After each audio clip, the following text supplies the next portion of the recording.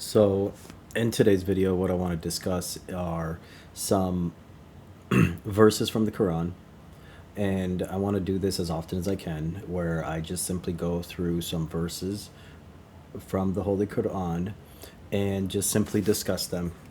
Try to discuss them plainly in English, just the way they are, to get the plain meaning from it. And I suspect it's going to be a very useful exercise. I don't see enough people doing that on YouTube. And I believe the verses of the Quran, they feed the soul, they give wisdom, they give education, and it should help kind of refocus all of our compass towards the way it should be pointing. This is an exercise for me as well, to remind myself and contemplate the verses of the Quran, just as God asks us to. So let's get started. I have here some verses I've isolated where I wanted to talk about it. And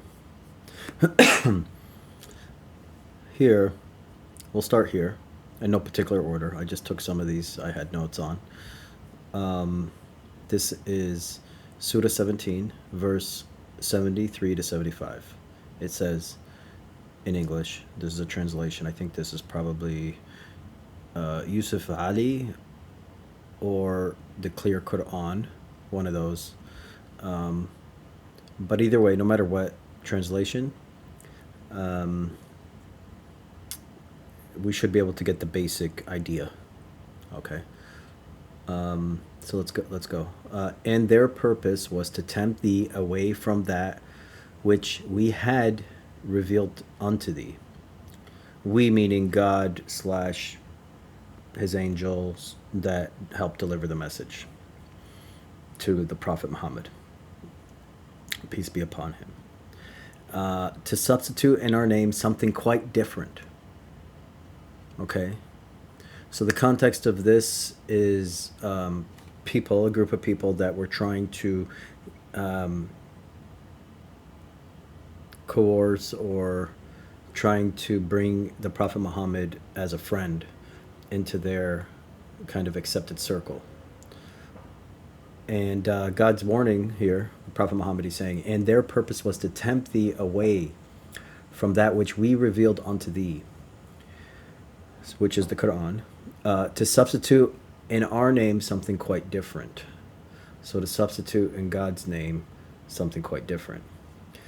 Behold, they would certainly have made thee their friend. Okay, so God's telling the Prophet Muhammad here in the Quran that these people would have just wanted you to substitute in God's name something a little bit different or quite different, and they would have made you their friend, their ally, their high position, high acceptance, that sort of thing. They would have converted, and you would have had more followers and that sort of thing. Had we not made you steadfast, you probably would have inclined to them a little. And then we truly would have made you taste double punishment, is in parentheses, so that's the implication, both in this life and after death, and you would have found no helper against us. So this is God telling the Prophet that had we not made you steadfast, had we not strengthened you, your soul, you would have probably inclined to them a little bit, meaning you would have gave some gray area, you would have allowed some gray area where they could go ahead and maybe you wouldn't replace God with their God, but you would have provided some leeway in some shape or form. And God says, if you had done that, we strengthened you so you wouldn't. And God says you probably would, you would have inclined to them a little. So let's look at the let me look at the version of this, which is in Arabic. And let me see here. You know what? Let's leave that for another day. This could be gone into more detail in Arabic, and we could actually see where the translation got it wrong. I doubt probably was listed in the Arabic. Let me see if I can put this into, go to Qur'an.com and see.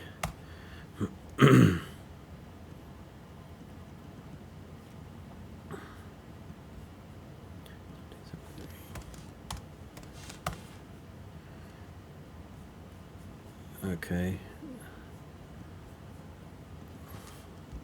So we're going to go ahead here and see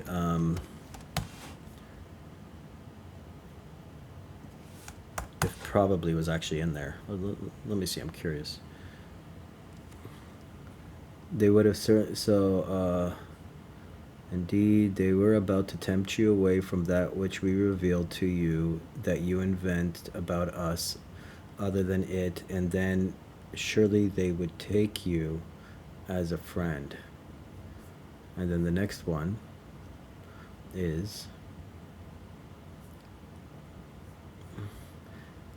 and if not that we had strengthened you, certainly you almost, let me see,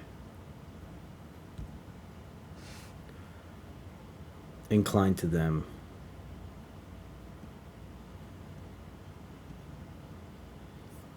Okay. Well, that's the interpretation there, is that almost you would have went towards them, or probably would have inclined to them a little bit.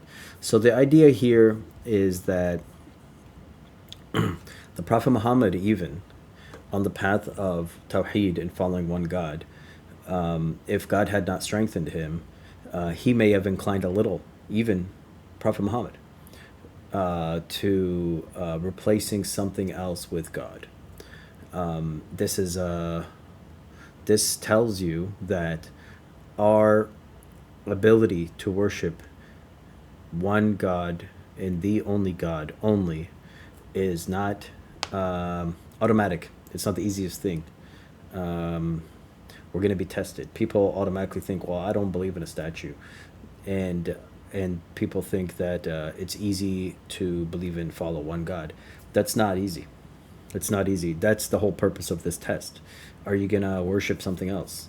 Are you going to be inclined to something else? This life is filled with things and needs and wants and concepts where we are in some way, some shape or form worshiping it. And that's something that you have to watch out for if you want to be successful in this life and the hereafter. You have to be careful from. You have to watch out for. You go to your job, you work hard, but you don't live in a way where your job is consuming all of your wants, needs, and desires. Okay? There has to be a level here where you are thankful and grateful and fearful from God that God has blessed you with the ability to work and give all your effort to your work. And you feel grateful to God that you have that. And you know that it's God that gave it to you. It's a responsibility that's on you. It's a gift, and it's something that you need to respect, and all those things. However, if your job went away, you also know that God would help you have even better in the future, either in this life or the hereafter. So you have to always remain on that level of connectedness to God rather than things in this world. Okay? And that's not the easiest thing, because your job is your duty, your responsibility. It's the immediate things in front of you that you have to work on and do. I'm using job as just one example. And so you have to give care. If your boss is dissatisfied, you respect your job and what God gave you, and you try to maintain that, and you realize it's a gift and you're grateful, and you try to maintain that as best you can. And that's a scenario there. But let's move on. This is Surah 6, verse 19. Say, so that's telling the Prophet to say, what is the most weighty in evidence? Say, Allah is a witness between me and you. This Qur'an hath been revealed to me by inspiration, that I may warn you all and all whom it reaches. Can you possibly bear witness that besides Allah there is another Allah? Say, nay, I cannot bear witness. Say, but in truth, He is one Allah, and I am innocent of your joining others with Him. Again, here is the idea that the Prophet is being told to say, what is the most weighty in evidence? And then say, Allah is the witness between me and you. This Qur'an hath been revealed to me by inspiration, that I may warn you and all to whom it reaches. Can you bear witness that besides Allah there is another Allah? Nay, I cannot bear. Say, nay, I cannot bear witness. Say, but in truth, Allah is one Allah, and I am innocent of you joining others with Him. Okay. So the idea here is, you cannot bear witness that besides Allah there is another Allah. You can't. You cannot do that. Okay. And that's the evidence that we have from the Qur'an, which was sent by inspiration to the Prophet Muhammad, that it reached us, and the inspiration says there's only one God. There's no other God with Him. Okay. Here, let's go to 57:20. Knowing ye all, in parentheses, that the life of this world is but play and amusement, pomp and mutual boasting, and multiplying among yourselves riches and children. Here is a similitude. How rain and growth which it brings forth delight the hearts of the tillers. Soon it withers. Thou wilt they see grow yellow, then become dry, and it crumbles away. But in the hereafter is a penalty severe, and forgiveness from Allah, and good pleasure. And what is the life of this world but goods and chattels of deception? So here it says the world is plain amusement, pomp and mutual boasting, multiplying. There's rivalry among yourselves, is implication there. Riches and children. Here is a similitude. How rain and the growth which it brings forth delight to the tillers. Soon it withers. Thou wilt see it grow yellow. Then it becomes dry and crumbles away.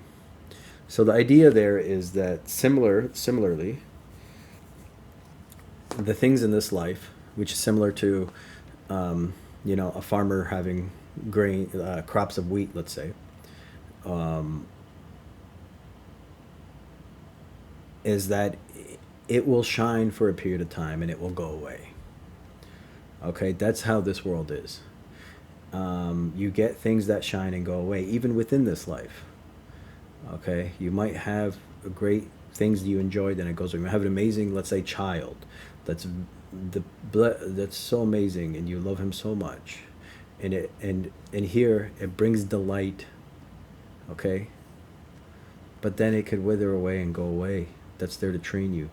They could, like your son could become, the most difficult child to deal with, and all that joy you've had early on becomes disappointment later on, hypothetically. So the idea there is that things you have, things you enjoy, they could just even be temporary in this life.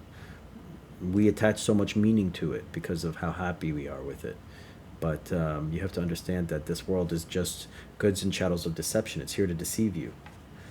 Okay? Things here are here to deceive you by the flashy lights.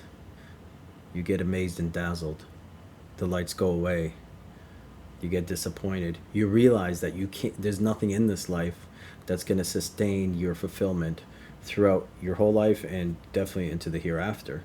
We're all going to die eventually, but also the things that amaze you and dazzle you are probably going to die as well. Okay?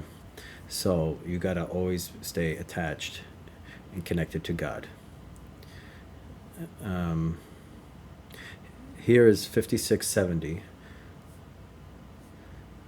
Were it our will, we could make it salt, then why do ye not give thanks?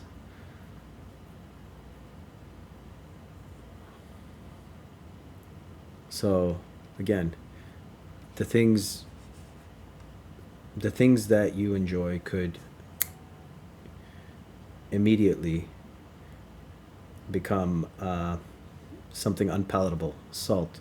It can become worthless immediately. So you got to always give thanks to God for what you have in the moment. And then here says on 57:22, no calamity, in parentheses, or blessing, occurs on earth or in ourselves without being in a record before we bring it into being. This is easy for Allah. The next verse says, in order that ye may not despair over matters that pass you by, nor exult over favors bestowed upon you, for Allah loveth not any vainglorious boaster.